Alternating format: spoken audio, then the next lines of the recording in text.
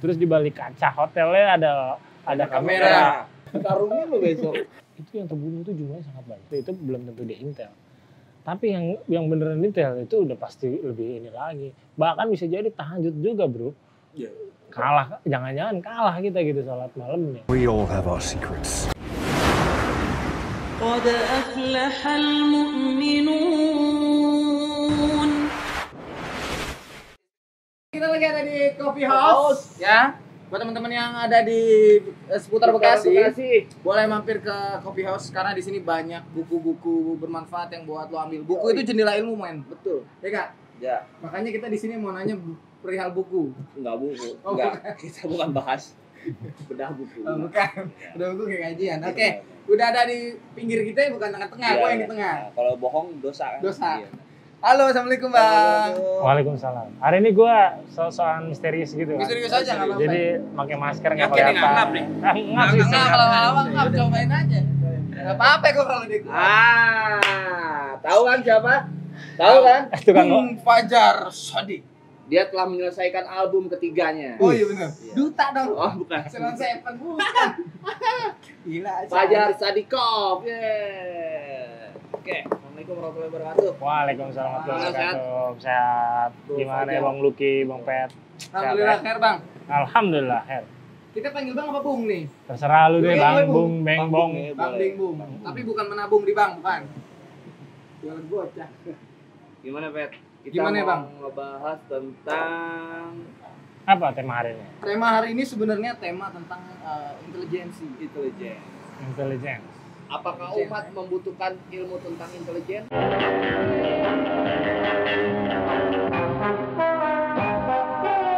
Kita kan nih sebagai anak muda nih sering dengar gitu istilah-istilah intelijen, Bib ya. Ya, betul. Intelijen itu terdengar satu yang pertama keren banget gitu. James intelijen. Bond, ya kan ada James Bond, kacamata, Sherlock mobil Holmes, canggih, terus Detektif Conan ya nggak? detektif Conan, pinter, Keren, keren. Keren nggak? Keren. Keren gitu. Tapi berbanding dari kekerenan itu ada juga yang bikin bete juga, Bib. Kayaknya ini intelijen jahat banget. Betul. Intelijen. Dulu zaman dulu kan, Intelijen jahatnya contohnya gimana? kita nongkrong nih, iya nggak? Hmm.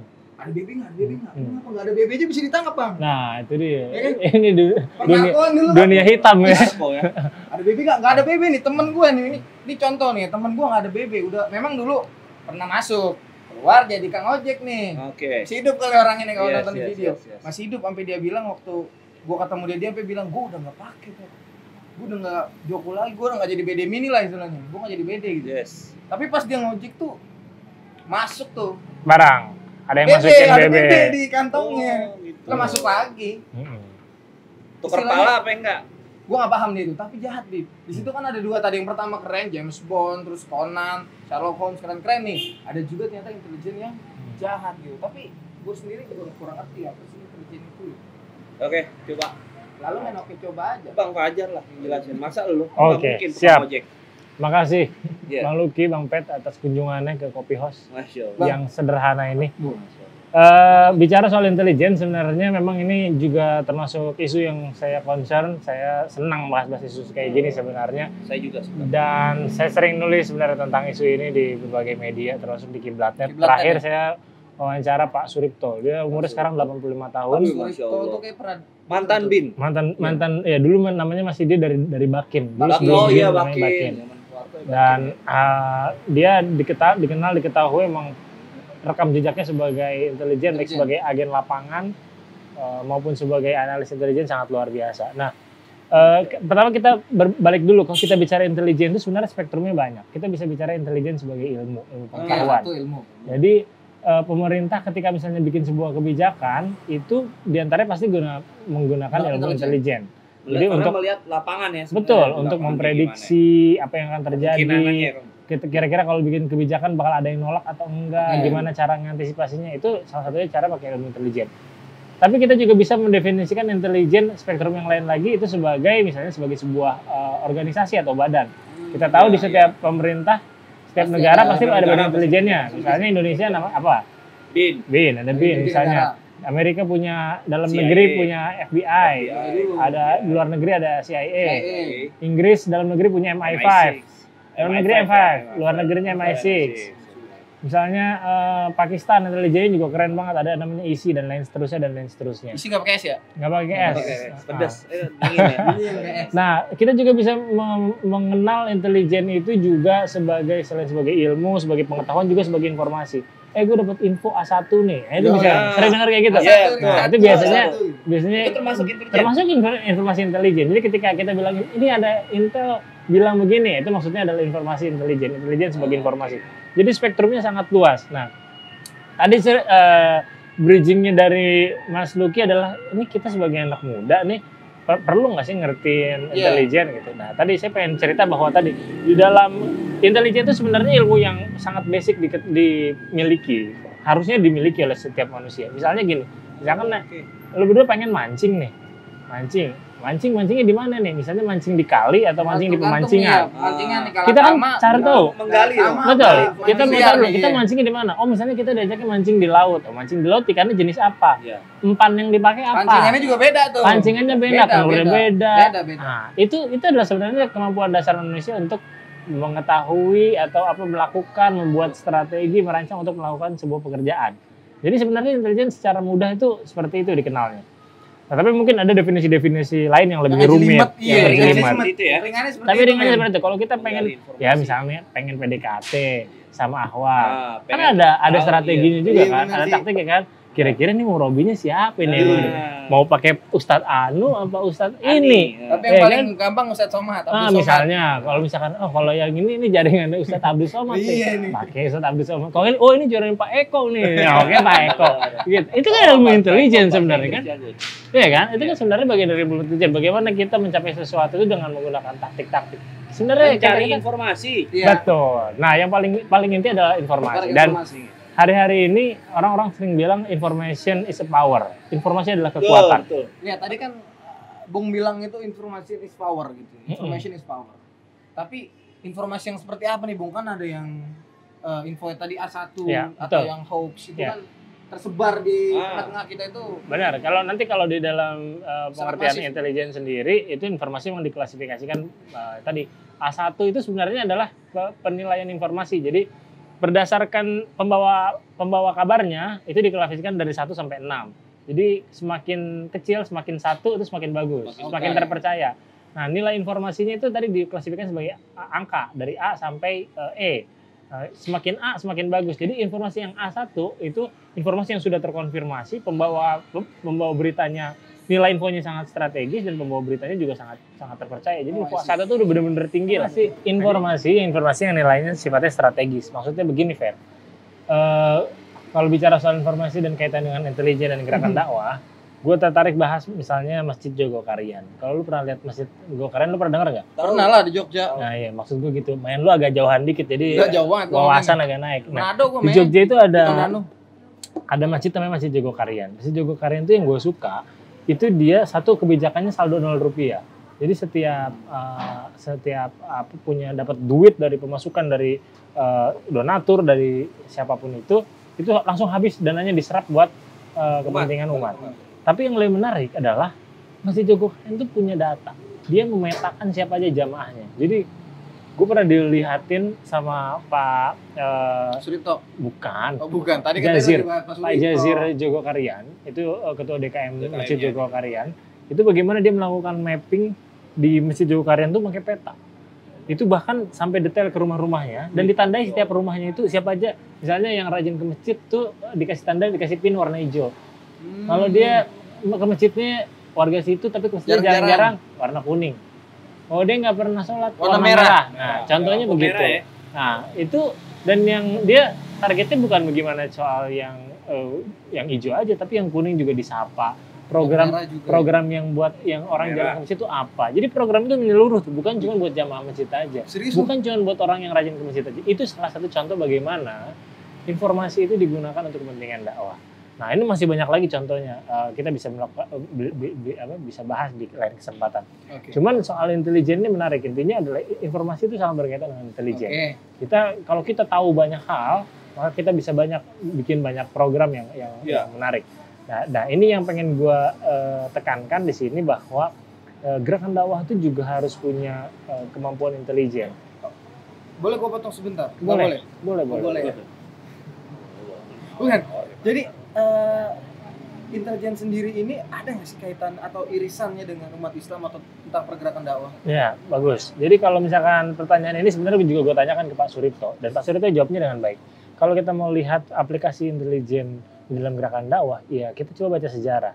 Dan kita lihat bagaimana Rasulullah SAW itu melakukan setiap aktivitas intelijen dalam setiap gerakan dakwahnya. Jadi bahasanya beliau itu mata dan telinganya intelijen itu digunakan untuk kepentingan dakwah. Jadi misalnya Rasulullah SAW pengen melakukan dakwah ya, ekspansi dakwahnya.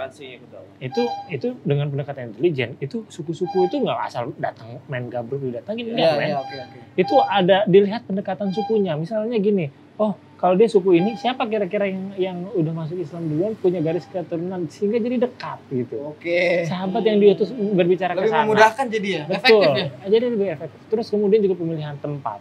Juga itu disusun dengan tempat yang mana yang paling aman, yang kira-kira itu tidak akan dicurigai. Seandainya dicurigai, kira-kira itu semua kabilah akan mendukung. Jadi ada memang beberapa sahabat-sahabat itu yang memiliki keunggulan dalam bidang kedudukan, sehingga meskipun dia sudah masuk Islam nggak ada yang berani nyentuh gitu, karena mereka memang dari kabilah-kabilah terpandang. Itu artinya Rasulullah melakukan pemilihan orang dan melakukan aktivitas dakwah dengan berdasarkan pendekatan informasi. Yang lain lagi juga adalah soal kerahasiaan. Bagaimana ketika saat itu gerakan dakwah itu masih kecil. Nah, ketika masih kecil ini sangat rentan untuk dihancurkan oleh pihak musuh. Sehingga setiap pihak yang mau bergabung itu betul-betul ditelisik gitu. Asal usulnya dia cuma mau masuk ke kumpulannya Muhammad apa beneran mau masuk Islam gitu.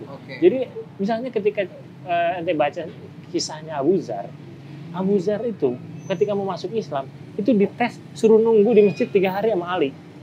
Ali ini dia serius mau masuk Islam apa enggak ya? Jadi gini, ketika Abu Zar masuk Islam kan bingung mau cari siapa, ternyata ketemunya Ali di sekitaran area Mekah gitu. Katakanlah sebuah musola lah gitu atau di sebuah masjid gitu. Nah itu Ali pertama nanya, kamu dari mana, dari siapa? Ditanya dulu asal usulnya gitu. Sebab dia kan orang nggak jelas, dia datang dari suku yang jauh kan, dari suku Ghifari, orang nggak kenal nih asal usulnya, tiba-tiba udah masuk Islam. Itu dites dulu, di screening dulu, dilihat dulu, difilter dulu, bener nggak nih motifnya, bener nggak? Dilihat, setelah dilihat anak tanduknya tidak ada yang mencurigakan selama 2 hari, oke, kamu saya ajak. Baru diajak ke tempatnya Ar-Arqam bin Abu Arqam untuk berbayat kepada Rasulullah SAW. Jadi itu betul-betul pendekatan intelijen itu digunakan baik dari masa awal maupun sampai akhir. Kalau kita mau bicara sejarah Rasul, itu hampir 90%-nya sejarah intelijen sebenarnya. Betul. Kurang lebih begitu. Jadi irisannya antara dakwah dan intelijen itu sangat dekat sekali. Itu sama salah satu langkah strategisnya ya kan dalam memenangkan dakwahnya Rasulullah sendiri. Betul. Ya, jadi ini kita masih bicara intelijen soal di masa damai ya. Kita belum bicara masa perang. Kalau masa perang udah pasti lah ngirim mata-mata, kemudian melakukan blokade, kemudian melakukan sabotase, melakukan perang opini. Itu intelijen di masa perang tuh lebih banyak lagi cabangnya. Tapi di masa damai dengan melakukan diplomasi, pendekatan kabilah, bagaimana mempersaudarakan antara kaum muhajirin dan kaum ansor sehingga mereka kedekatannya itu betul-betul rekat gitu. Kemudian bagaimana cara menguasai pasar, melakukan hegemoni, itu sebenarnya menggunakan trik-trik intelijen gitu. Betul-betul mungkin cara-cara yang katakanlah dibilang cara-cara kerja intelijen gitu. Jadi di situ kalau kita simpulkan memang sebenarnya kalau kerja intelijen itu berdasarkan teorinya itu hanya 3, yaitu penyelidikan, pengamanan, dan penggalangan. Penyelidikan tuh ya pengamanan dan penggalangan ya. Penyelidikan tuh ya misalnya kita mau menyelidik kira-kira misalnya Lucky dia ngegambar dulu ya. Betul, misalnya screening. Misalnya kita mau lidik nih, Lucky ini masuknya jaringan mana nih, kira-kira temannya siapa, Lucky Pet nih siapa yang danain nih, apakah ada dana bohir ya kan, atau dana dari mana nih, itu dilidik tuh, dicek KTP-nya, dicek kesananya, dicek dari jaringan internet, dia sadap nomor HP-nya, segala cara dilakukan. Kemudian pengamanan ya bagaimana operasi-operasi kegiatan intelijen atau operasi kegiatan dakwah misalnya dari Rasul dilakukan itu diamankan, betul-betul persiapannya dimatangkan. Kalau misalkan katakan habis berdakwah itu gimana supaya tadi pendakwahnya juga dipikirkan sisi keamanannya. Kemudian yang terakhir adalah penggalangan. Penggalangan ini bagaimana merebut dukungan masyarakat. Biasanya dengan propaganda, bisa juga dengan melakukan diplomasi dan lain sebagainya. Banyak. Itu yang paling mudah itu dengan diplomasi sih. bawa makanan. Mendekatkan, menghaluskan. Kenyangin perut orang dulu baru masukin dakwah. Iya. Begitu Bang biasanya Bang. Betul. Yang pernah Bisa. yang gue jalan di lapangan tuh begitu dulu, apalagi sama anak-anak itu termasuk anak marginal gitu kan. Intelijen Intelijen sebenarnya. Betul. Itu. Perlu dikenyangin dulu baru masukin dakwah. Harus kayak gitu. Kita nggak bisa main langsung cas. Kalau Lapar. kalau bukan kita nggak mau pakai kalau rasul Iya. enggak, bukan. Belum Artinya tepat gini, gitu. ketika Lucky Pet nih menyasar target dakwahnya kaum generasi muda, milenial. Nah, itu juga harus ada pendekatan-pendekatan yang menyesuaikan dengan orang yang disapa gitu, dengan target marketnya gitu. Nah, itu juga sebenarnya adalah kita menggunakan strategi kan di situ. Bagaimana cara kita menggalang generasi muda dengan menyebarkan opini. Karena yang dilakukan oleh teman-teman ini juga dilakukan oleh orang-orang yang nggak suka sama Islam gitu, menyebarkan stigma bahwa Islam adalah radikal, pengajian adalah kelompok-kelompok yang tadi menyebar teroris, menyebar fitnah dan lain sebagainya. Itu juga dilakukan oleh pihak-pihak musuh Islam, pihak-pihak musuh dakwah. Nah, apa yang dilakukan oleh Lucky Pet kan bagian dari strategi untuk mengcounter itu, ibaratnya kurang lebihnya begitu. Kurlep lah. Cuman yang menarik tadi begini, Fed bilang bahwa intelijen itu dari sisi keren gitu tadi ya. Iya, Ada ada yang keren ya kayak Sherlock Holmes, kayak artinya dari Rasulullah SAW tadi bagaimana memenangkan Islam. Itu kan berarti bagian paling keren. betul, bagian kerennya. Tapi ada juga bagian jahatnya. Nah, ini juga kita bahas bahwa bagaimana intelijen itu kalau kita bicara di perspektif umat Islam hari ini di Indonesia ini terutama. Ya, kalau dulu kan Abdullah bin Sabah intelijen paling brengsek ya kan? Betul. Nah, itu juga istilah intelijen tuh kerap menjadi apa istilahnya, momok ya, menjadi suatu hal yang menakutkan. Karena kalau kita lihat histori umat Islam misalnya ada tragedi Qumji, itu ente baca bukunya Busro Muqaddas itu bagus banget. Hegemoni rezim intelijen, bagaimana intelijen Indonesia mendesain sebuah kelompok dulu bekas DITI dikumpulin, dibilang nanti akan ada Cina akan menyerang Indonesia, komunis akan menyerang Indonesia, maka dibentuklah Front Anti Komunis atas nama Komando Jihad. Ternyata Komando Jihad ini ditangkap-tangkapin pada akhirnya. Jadi bagaimana caranya kok umat Islam itu dikumpulin, yang radikal-radikal, yang mau bukan yang radikal, yang militan-militan Islamnya kuat, kemudian akhirnya ujung-ujungnya ditangkap-tangkap. Dia ngejalak berarti ya? Betul. Dia Jadi mancing itu akhirnya memaksa ke dalam sebuah keranjang yang sama, ketika sudah terkumpul dalam keranjang yang sama, tinggal angkut. Gitu. Jadi hati-hati kalau misalkan masuk ke grup-grup percakapan, diskusi yang sering bicara soal radikal, tapi ente nggak kenal siapa adminnya, yang masuk dari berbagai kalangan, bisa jadi itu juga bagian dari keranjang yang tadi. Ini kira-kira mana nih? Pemetaan ya. Ibarat kayak dulu deh. Dulu waktu pilkada itu juga banyak dilakukan hal sama. Grup-grup diskusi sahabat Sandi, sahabat Prabowo. Oh iya benar. Aneh keluar semua tuh. Ahok, sahabat Aneh ini. keluar semua, beneran, sumpah. Itu banyak kan gitu. Nah, itu kan sebenarnya bagian dari pemetaan. Ini nomor ini dukungnya ini, nomor ini. Tinggal di blast nanti nih pakai pesan apa. Kurang lebih begitu. Pancing nggak tuh ya? Iya betul. Nah, itu adalah bagian dari intelijen jahat. Jadi kerja-kerja intelijen ini emang di satu sisi ya, ketika kita bicara dalam definisi intelijen sebagai badan yang bekerja untuk pemerintah, itu seringkali memang di berbagai negara justru menjadi batu sandungan atau katakanlah kerap menarget umat-umat Islam yang tadi udah di stigma radikal, di stigma militan, sehingga menjadi sasaran. Sehingga kita lihat hari ini sering sekali gitu umat Islam sering dipantau, diawasi, dan juga dijebak gitu. Nah, saya pengen cerita begini dalam kasus. Dan juga dijebak. Iya betul. Dan juga dijebak dalam kasus misalnya terorisme. Dalam menjebakan ini salah satu contohnya misalnya di grup di media online. Ya, di media online itu ada berita di tahun 2016 ada polisi menangkap jaringan kelompok Kitabah Gonggong Rebus. Apaan tuh gitu? Lu tahu apa gonggong? Gonggong itu kerang rebus. Jadi ada grup Telegram asal-asalan. Namanya Gonggong Rebus. Gitu. Grup itu bicara-bicarain tentang soal politik, salah segala macam lah. Tiba-tiba ada yang isengin tuh kayaknya kita bom, kita rudal tuh Singapura enak juga tuh gitu. Oh, bahasannya gitu. Iya. Mancing ya. Mancing gitu. Wah, ya kita serang lu. Enak udah gini. Nah, ternyata ditangkap. Berarti ada cepunya kan di dalam. Ya. Yoi, benar. Berarti ada cepunya. Kalau enggak jaringan itu emang udah murni disadap atau jangan-jangan itu emang bikinan intelijen. Akhirnya ditangkap.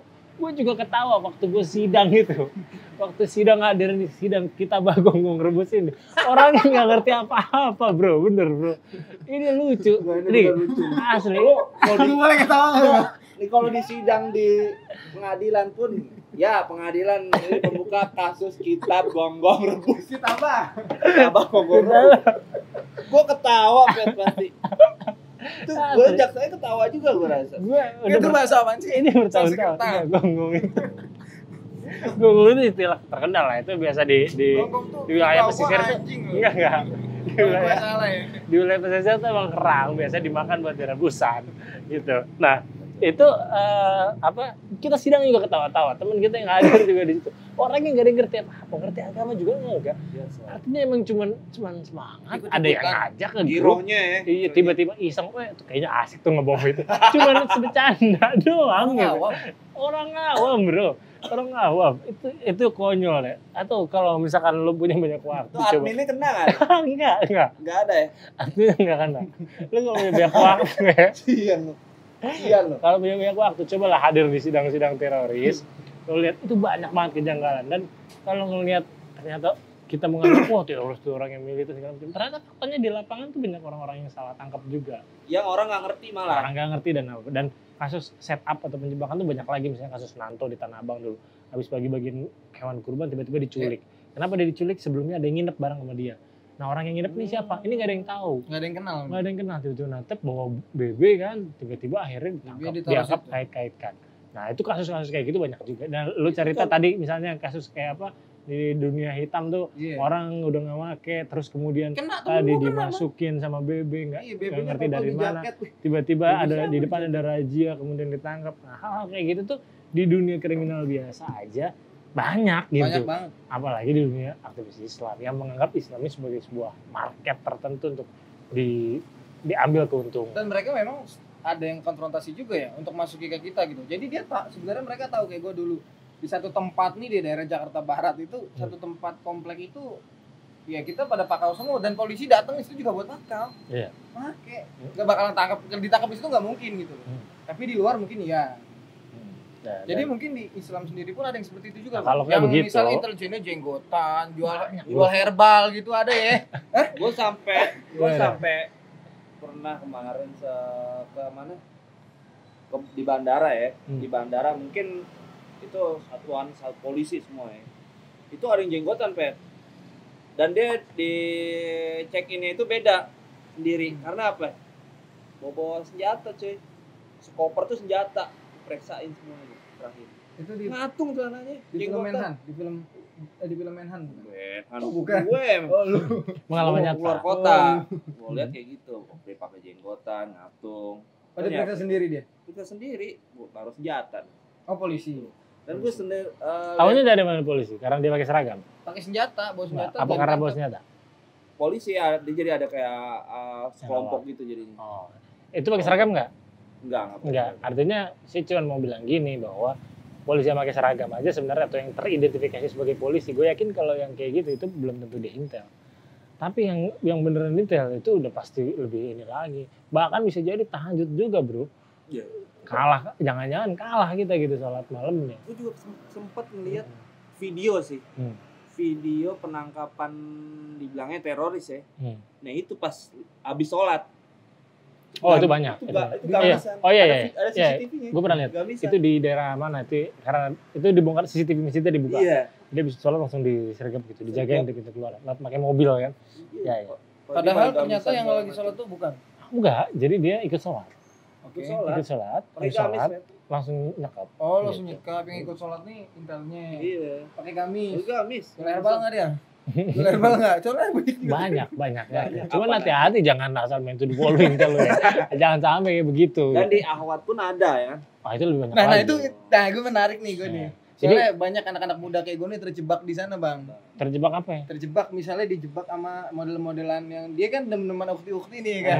Apalagi ada yang suka melihat matanya aja tuh, matanya indah. Tahu gue jebak, tahu laki. Karung lo. Karungin lo besok. Itu banyak nggak sih kayak gitu? Banyak ya. Kejadian. Jadi Ada tadi contohnya nggak? kalau cerita soal tadi intel nyusup, nyamar masuk ke dalam jaringan Itu yang gerakan. horor itu ya. Itu kan bagian-bagian yang Horor tuh udah horor tuh. istilahnya apa serius lah gitu dan dan kelihatannya mungkin udah ada alat bukti atau segala macam yang mendukung ke tadi bukti permulaan. Iya benar, ada BB dan tapi, yang lain. Tapi untuk tadi menggali informasi, mencari jaringan untuk masuk atau bahkan merusak citra. Misalkan dikenal nih, Lucky Fat ternyata udah tenar nih, subscriber 2 juta. Nah, terus follower di mana-mana, udah dikenal sebagai influencer dakwah gitu. Gimana cara ngerusaknya? Wah, digodain duit supaya dikasih duit untuk bubarin channel, nggak mau misalnya. Wah, mau dikasih mobil, udah lo bikin channel lain yang hura-hura aja, ternyata nggak mau. Udah, ada orang nggak kepancing sama duit, tapi kepancing sama cewek. Ada orang kepancing sama duit, tapi kepancing sama cewek. Dengerin. Dan itu banyak. Dan itu banyak. Nah, itu berhasil, banyak. Dan itu banyak yang berhasil. Nah, kalau di istilah intelijen itu namanya honey trap. Honey trap, madu, jebakan madu berarti. Betul. Dan itu kalau tadi kita cerita di awal bahwa motif-motif yang membuat orang untuk terjebak atau terdorong untuk bisa disetir atau bisa dikendalikan adalah tadi mice. Pertama M-nya money. Duit. Dan orang kita itu sebenarnya yang paling gampang kena duit sih. Iya. Diguyur duitnya udah selesai. Lu udah jangan dekat-dekat lagi sama Fed nih. Gue bayarin, ntar lu gaji lu sama Fed di Lucky Fed dapat apaan sih lu? Iya. Lu nggak usah megangin lampu lagi, lu kerja lu di situ juga nggak jelas gitu kan. Aduh nggak usah lah gitu, kumpul-kumpul nggak jelas, nggak ada duitnya dan nih gue kasih kerjaan. Itu selesai. Akhirnya lu udah nggak ikut lagi sama kumpulan ini. Contohnya di contoh yang lain lebih serius banyak. Orang suruh bikin buku. Buat bantah. Buku buat bantah atau buat mendukung keterangan, kasih duit berapa 1M 2M selesai.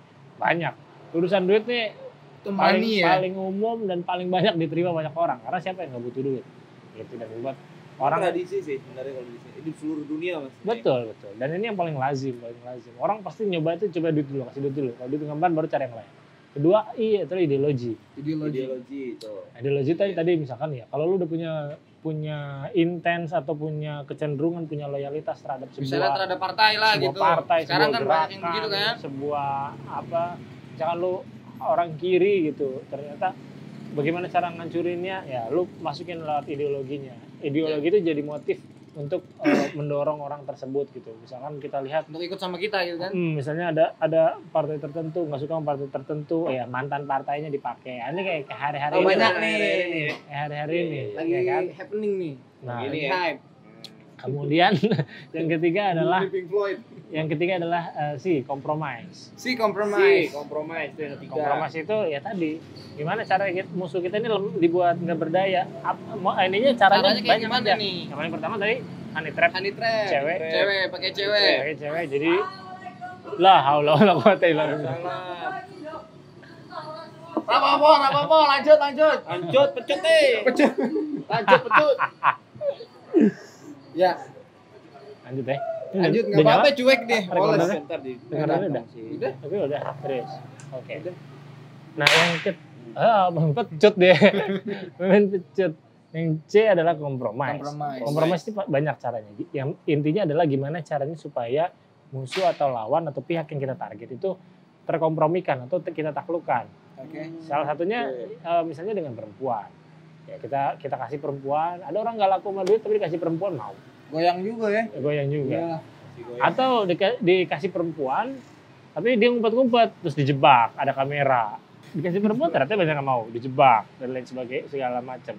Kalau zaman dulu ya masih zaman James Bond tahun 70-an ya, James Bond kayak cewek, terus di balik kaca hotelnya ada kamera. Atau sekarang CCTV. Sekarang mah nggak perlu begitu, bro. James Bond kayaknya nggak pernah CCTV ketangkep diadilin. Ada beberapa tuh James Bond tahun 70-an ada. Zaman masih Sean Connery. Itu ada adegan kayak gitu. Cuma maksud gua, itu tuh udah jadul. Sekarang itu cukup bukti chat aja. Bagaimana kita lihat Habib Rizik di setting sama Firza Hussein misalnya. Padahal saya yakin betul itu nggak ada. Apakah Firza Hussein itu? Nah, lu kenapa jadi bahas Ando? Ini cuma ngasih contoh.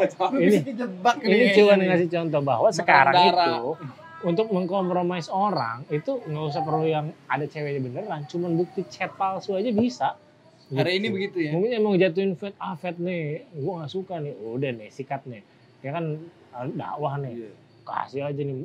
Siapa cari mantan pacarnya kan? Bulan Guritno misalnya gitu. Tinggal ini aja dikit. Nah, ini memang butuh kerja intelijen. siapa mantan pacar, tanya-tanya, mantan pacar siapa namanya, kasih tahu namanya, oh ini ada sini dulu si Pet suka banget nih, Kasih duit lah. bikin bukti chat palsu gitu, Pet gimana kamu, aku sudah, Tapi gue gak pernah punya mantan, Ah. makanya gue selamat. nah itu maksudnya, ini cuma contoh, Oh, iya. bagaimana kita Kasus bisa korupsi dilakukan, pun kayak gitu ya. banyak Banyak pokoknya kan apa, dimasukin intinya ke compromise, atau kalau enggak tadi misalnya orang yang sayangan kita diculik, diancam dibunuh, laki lu di penjara nih, kalau lu nggak mau begini, jadi lu Bini nggak lu dipakai di keluar. depan mata lu tuh banyak jadi. Astagfirullahaladzim. Pernah kejadian bang. Di mana? Jadi untuk ngebantah sebuah buku atau sebuah pemikiran itu akhirnya dia dipaksa buat menandingi buku tersebut gitu.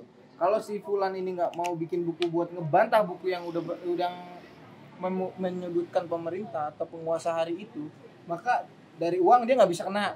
Disiksa udah nggak mempan, akhirnya istrinya dibawa di depan mata dia. Kalau lu nggak mau bikin buku itu, istri lo gue perkosa di depan mata lu. Akhirnya dia mungkin kalau godaan fisik dia dihantemin terus dia masih bisa tahan, tapi ketika bersinggungan dengan keluarga. Itu yang akhirnya problemnya dia. Betul. Itu masuknya kompromis. Kompromis, maksudnya itu masih kompromis. Cuman Artinya, itu udah ekstrim banget. betul. Pokoknya tekanan, intimidasi, bagaimana caranya supaya targetnya itu berubah. Nah yang terakhir ego ya. Ego itu ya tadi misalnya lu punya dendam, lu pernah masuk sebuah gerakan, misalnya lu direkrut menjadi gerakan TikTok Indonesia. gerakan Gerakan TikTok Indonesia nih gua nih. GTI ya misalnya, gerakan TikTok Gerakan Indonesia. TikTok Indonesia. Ternyata di gerakan TikTok itu lu ternyata dikecewakan. Lu di situ gerakannya nggak asik ya. Oh ini kok Pet ya. Kurang patah lu. Pet gerakannya kurang patah nih gitu. Atau nggak asik nih gitu. Nggak enak dilihat. Tiap video ada dia like-nya turun terus gitu. Atau dan kebanting gitu. Nggak asik lah. Kalah KKI kalah. Pet akhirnya dikucilkan. Kemudian dia dendam. Ada yang tahu, dapat informasi, Pet terbuang tuh dari gerakan itu. Gerakan TikTok Indonesia. Gimana kalau ada lagi saingannya ternyata, iya TikTok hebat Indonesia misalnya. Nah ini mau naik nih. Gimana caranya untuk menyingkirkan yang pertama tadi? Oh itu ada orang sakit hatinya PSH ya, barisan sakit hati. Si Pet sakit ya. Satu SPK dia temen yang Dia direkrut kemudian gua bisa dijelek-jelekin, bongkar atau bahkan dia ngerusak karena dia udah pernah masuk. Iya, dalamnya udah tahu dia tahu markasnya di mana, dia tahu admin siapa tahu juga dia pegang passwordnya kan. Dia acak-acak, dia hapus semua videonya, selesai. Nah, itu memanfaatkan ego. Dan beberapa kasus pengkhianatan intelijen terkenal itu karena ego. Merasa paling kuat, merasa paling ada dendam, nggak dirawat dengan serius, nggak diperlakukan baik dengan oleh kerjaannya dan lain sebagainya. Berarti gini bang, kalau bicara tentang ego ini, karena di tengah-tengah kita juga banyak orang yang teman-teman ini yang suka baper, yang suka ini kan. Betul. Itu penting juga tuh buat ditengahin. Di Islam misal dia punya masalah sama si rawan tuh. Itu rawan akan menjadi penyakit hati kan, hasad kan. Setuju. Iya nggak? Akhirnya khawatir suatu ketika dia ada kontak apa dengan gesekan. Ada gesekan sedikit, nggak enak banget bahasa gesekan. Ya, itu ada dari episode yang kontak lalu, sedikit gesekan. gitu sama si Fulan, akhirnya khawatir setan bermain di sana, dia dibawa ke setannya yang berwujud, itu yang berbahaya. Makanya mungkin mungkin bisa yang halus masih bisa ini. Gimana bang nasihat buat teman-teman ini yang ada di scene kita gitu, yang ternyata mereka masih egonya ini besar sekali. Jadi memang sebenarnya ya, gue rencananya pengen bikin buku soal ini bahas. Jadi ada beberapa konsep dalam Islam itu yang sebenarnya kalau dijalankan itu nggak bakal ada orang yang dendam, sakit hati, orang yang terbuang. Baper gitu. Karena prinsip ukhuwah misalnya. Jadi ukhuwah, bagaimana kita mengedepankan saudara kita, ithar. Itu adalah bagian dari praktek bagaimana kerja berjamaah itu melindungi lingkup dari kita dulu gitu. Jadi benar-benar circle kita tuh yang pertama bersih, nggak ada intrusif dari musuh, nggak ada tusukan dari dalam. Bahasanya ngeri. Nggak ada pihak yang melakukan intervensi, aman gitu ya, dan saling percaya. Nah, yang di dalamnya itu juga tadi saling ukhuwah dan anjuran Nabi, sunnah-sunnah Nabi kalau dijalankan seperti kayak saling menjaga, saling menjenguk kalau ada yang sakit, saling bantu kalau ada yang susah. Itu kan sebenarnya kalau dijalankan betul-betul tuh menjaga satu circle itu benar-benar kuat gitu. Dan sebenarnya kalau kita bisa ngerasain circle itu benar-benar bagus apa enggak, parameternya udah ngejalanin sunnah-sunnah itu belum gitu. itu bagian dari bagaimana kita menciptakan kontra intelijen terhadap serangan-serangan dari pihak musuh yang pengen meruntuhkan barisan dakwah kita. Nggak usah bicara barisan umat deh, barisan kita aja dulu lah yang masih paling kecil ini itu bisa kita jaga. Kalau gua sama dia berantem gua di grup. Itu lebih luas. Ya, Bib ya. Tapi habis itu udah selesai ya. Jadi nggak ada baper-baperan gitu. Iya. Udah selesai bacot-bacotan di grup udah kelar. Pas ketemu ya udah bolos lagi. Nggak usah Apa sih lu? Nah itu kan Kebiasaan contoh. Kebiasaan jadi pelacur. Tet gitu ya. Itu kan Pelan-pelan curhat, Oh, pelacur. pelan-pelan. itu semoga bisa diambil, Bib. Iya. Kalau yang lain tuh gimana? Ya harus begitu emang. Iya. Menghindari orang luar masuk ke dalam. Nah, Dan itu. menghindari Artinya tusukan gini, dalam dari luar. maksudnya sih kita nggak sama sekali antipati sama orang luar, sama orang baru. Tapi kita punya semacam mekanisme yang kira-kira kalau udah ada tanda-tanda mencurigakan, ya kita udah mulai nyala alarmnya. Kita terbuka. Sebenarnya kita bukan orang yang eksklusif, Iya. menutup diri gitu. Kita orang yang inklusif, kita terbuka open-minded sama kok. orang. Kalau ada orang mau ikut join gerakan kita, oke, ahlan wa sahlan, silakan bergabung. Tapi kita juga punya sinyal-sinyal gitu. Artinya ketika kok nih orang misalnya ngakunya begini, cek latar belakang ya, tapi ternyata kok sholat jamaahnya nggak rajin gitu. Kok misalnya karena begini, setiap intelijen atau yang melakukan kegiatan penyamaran itu pasti ada anomali. Oke. Pasti ada satu tindakan yang Anomali. di luar kebiasaan dia, yang itu bisa dibaca gitu. Yang itu bisa dibaca. Ya misalnya kalau keluarga orang-orang yang gerakan gitu kan kelihatan gitu ya. Bagaimana cara bicaranya, cara ininya, cara berperilakunya, latar belakangnya gitu. Sehingga jelas gitu. Nggak ada anomali. Nah, ini anomali ini sangat panjang kalau dibahas. Dan susah kalau dipelajari. Itu Nanti gue bilang ABC, nanti kalau dipraktekkan Bahaya oleh itu. awam bahaya Bahaya. gitu. Anomali ada di Kemang. Nah, ada di Kafe itu siapa kafe. ya? Kafe. Itu kafe Yang udah kali lagunya rumah sakit. Iya, rumah sakit. rumah sakit apa? Ada band. Oh, SCF. nggak terkenal ya pasti. Ini. Oh, pantesan. Saya itu kan saya lah beda. Oh, dia. beda. Oke. Nah, Yoke apaan sih? Lanjut. Gue lanjut ini. Iya, lanjut, Panjang Yoke. sampai jam 11. Ya oke. Ini akan sedikit membuka memori-memori kita yang lain tentang tragedi-tragedi yang terjadi di tengah-tengah umat Islam sendiri, Bang. Misalnya kayak di Tanjung Priok. Nah, itu kan masih samar-samar nih anak-anak muda seperti saya dan yang lain, teman-teman yang masih belum mengerti gitu sejarah-sejarah itu sebenarnya fenomena intelijennya itu berapa persen di dalam tragedi tersebut? Ya, kalau kita bicara kasus per kasus kalau gitu. Karena nggak bisa dipukul Nggak rata. bisa ya? Dari semua ini 60% sekian, belum ada penelitian serius. Belum soal ada itu. ya?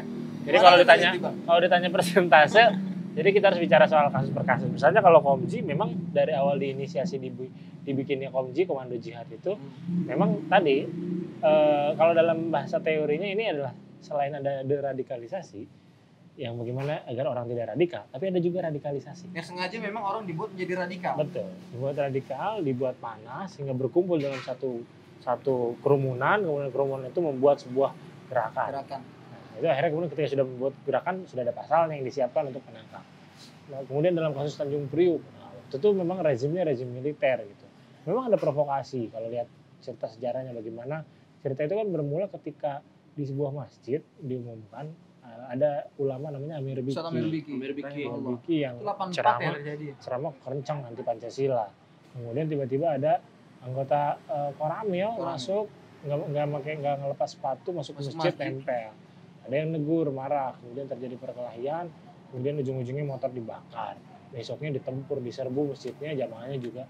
Pertama ditangkap dulu Ustadz Amir Bikinya. Kan ya? Ustadz Amir Biki ditangkap, kemudian jamaah protes ke polsek, kemudian akhirnya demo berhari-hari dan kemudian dilibas langsung pakai angkatan. Nah itu memang kalau ngelihat dari sejarahnya memang berarti kan ada provokasi di situ, kemudian ada penanganan yang tidak tepat gitu, dan juga pasti ada kerja-kerja intelijen. Kerja intelijen yang paling ininya adalah apa? Yang paling besar di situ. Bagaimana itu yang terbunuh itu jumlahnya sangat banyak. Tapi tidak pernah tercover dan mayatnya itu konon kabarnya dimasukkan diangkut ke dalam bertruk-truk gitu, diangkut orang-orang yang tertembak di jalan dan sampai sekarang nggak pernah tercover. Nah, itu betul-betul bagaimana kerja senyap ya dilakukan oleh tentara pada saat itu karena memang tentara adalah alat perang yang sangat luar biasa sehingga tadi baru terbongkar itu sekian puluh silam ketika itu diotopsi Bagaimana kuburan ini sudah jadi mayat ini sudah menjadi tengkorak, tulang belulang, itu ada bukti-bukti tertembus peluru dan lain sebagainya. Baru sekian puluh tahun kemudian terungkap. Berarti memang saat itu ditutup rapat-rapat ya? Betul. Jurnalis nggak boleh. Nggak ada hari ini. Dulu infonya sangat terbatas banget. Karena memang berbahaya kalau mengungkapkan. Betul, membahayakan buat pemerintah, membahayakan buat diri sendiri juga. Gitu. Halo yang masih syuting. Bentar lagi kelar. Any question anymore? Just we close the door? Karena 5 menit, 5 minutes again. Semua udah kita dapetin ilmunya dari Bung Fajar. Mungkin pesan-pesan untuk apa? Youngster di rumah nih, coba yang ada dimanapun Anda berada, untuk pembelajaran pesan intelijen gerakan dakwah. Iya, pesan intelijen gerakan dakwah itu gimana? Ya, jadi kalau saya sih sebenarnya pengen tadi seperti yang saya bilang bahwa intelijen itu punya dua sisi. Okay. Satu kita tadi sisi yang Fed bilang sisi yang baik, sisi prestasi yang prestisius, bagaimana dengan kita memahami intelijen kita jadi memiliki arah yang lebih jelas ketika kita melakukan sebuah pekerjaan, terutama pekerjaan dakwah.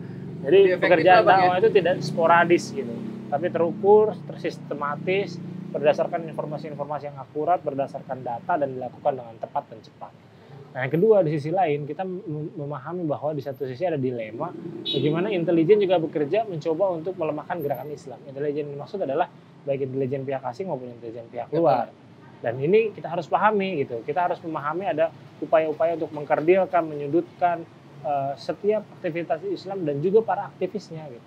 Aktivis Islam tuh nggak kita kan sering gini, oh kita ngapain sih diintelin, orang gue cuma biasa aja gitu. Yeah. Padahal sebenarnya jangan sampai lengah gitu. Apalagi buat orang-orang yang sudah maju ke front line seperti Bang Luki dan Bang Pet yang sudah mencoba menjadi influencer di gerakan ini, itu emang harus punya aware yang lebih tinggi. Hati-hati kalau ada ahwat yang DM gitu tiba-tiba, karena banyak kejadian kayak gini tuh sudah sangat banyak. Kisahnya bisa kita ceritakan di lain kesempatan dan di lain waktu lah. Di lain waktu, di next episode ya. Dan itu sangat menarik ceritanya. Ada Ikhwan dikejar-kejar, cakep gitu, ngasih data segala macam, sudah ngasih data berhardis-hardis, ternyata ditinggal di PHP. Nah, itu banyak itu kejadian. Ada kejadian kayak gitu. Atau Ahwat sampai bisa selfie secara privat di ruang privat dengan salah seorang aktivis. Nah, itu kan tuh jelas menimbulkan fitnah. Nah, yang kayak gitu-gitu betul-betul kita punya semacam alarm dalam diri kita bahwa ketika kita sudah maju menjadi aktivis umat tuh kita punya alarm mana hal-hal yang kira-kira kalau ngerugikan kita ini bukan cuma nama Luki, nama Petnya doang yang hancur, tapi juga umat Islam atau aktivis Islam secara keseluruhan. Wallahu a'lam bishawab. Berarti semuanya harus mempunyai alarm, batasan-batasannya juga ya. Dan terukur semuanya. Jangan berasa busuk semuanya. Iya, buat cowok-cowok yang suka sok kegantengan atau PD terlalu tinggi gitu. Kalau ada yang DM, ada yang nge-add biasa aja gitu. Apalagi kalau muka lu biasa aja gitu. Biasa aja, nggak usah sok paling keren, ya kan? Jadi nggak usah baperan, biasa aja. Jadi kalau niat itu biasa aja, karena boleh jadi nih cok yang datang nge-add nih TL juga, ya kan? Bayar itu. Oke. Udah tutup dulu ya Bib ya? Gue rasa cukup. Doi juga udah ditelepon. Alhamdulillah kita udah mempunyai ilmu dari pembahasan kali ini. Ini kita kayaknya bakal berlanjut kalau kita episode yang lebih banyak. Mau bikin collab sekali ya insya Allah. Sekalian nanti akan ada apa tuh? Kopi sama kebab ya? Siap. Sama kebab kan ya? Sama kebab. Iya, jadi ntar ada kopi ada apa kebab. namanya? Kopi khas. Kopi literasi aksi. Kopi literasi dan aksi. Gitu ya? Bisa jadi konten gitu. Bisa, insyaallah ntar. Oke, orang yang itu yang seperti yang kita harapin buat kalian, bahwa jangan pernah lengah pada apapun yang ada di depan kalian. Waspada. Persiapkan setiap kekuatan yang kalian miliki apapun itu. Yep. Karena biar pulang kita nggak tangan kosong ke hadapan Allah. Yeah. Ada yang kita tunjukkan ke Allah bahwa kita pernah melakukan sesuatu yang bermanfaat buat Islam dan kaum muslimin. Barakallahu fikum. Sebelumnya saya cukupkan dengan alhamdulillah. Alhamdulillahirabbil alamin. Kita tutup dengan Kafaratul majelis. Subhanallahumma wa bihamdika. Boleh. Assalamualaikum warahmatullahi wabarakatuh. Apaan sih gue begini dia begini. Itu perpaduan Oh iya. antara hak dan batil. Berarti gue yang batil deh, enggak apa-apa. Lucky Pat Channel. Apa nama channelnya? Lucky Pet Channel, Ustaz. Masya Allah, ajib. Lucky Pet.